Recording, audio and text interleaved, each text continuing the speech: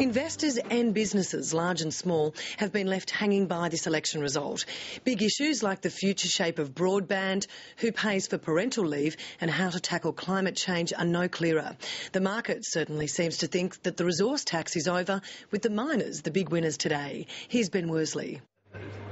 Business, like everyone else, is scratching its head. Is it going to be Labor-led? Is it going to be coalition-led? What independents are going to be providing support? And what does it all mean?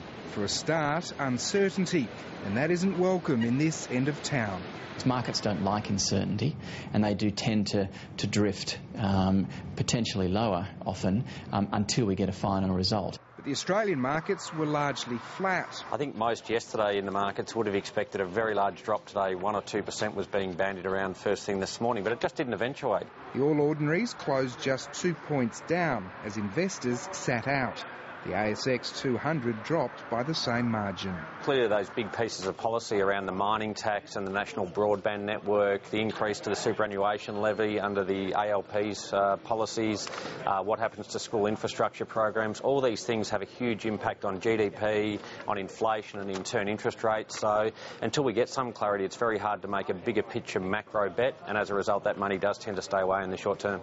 The Prime Minister, at least, is selling that as a virtue. The results on the market show that the market understands that stable government is continuing in this period. But the stocks that prospered give a hint at what the markets predict. As far as the equity market is concerned, it does tend to be mildly factoring in a coalition victory, something we can ascertain by the fact that in a relatively flat market, the resources sector has tended to drift up today. Which means some are banking on an end to the mining tax through a coalition-led government. I think the Aussie is getting some support from foreign investors on the belief that a mining tax won't go ahead, and that would be positive for the currency. The Greens support the mining tax, and their role in the balance of power worries business. We'd be very concerned if the proposals that the Greens have put in place about increasing tax came to fruition. Of course, the mining tax is either dead or alive, depending on who forms government. Other policies affecting business aren't so clear-cut. Who will pay for parental leave? What form will improved broadband take?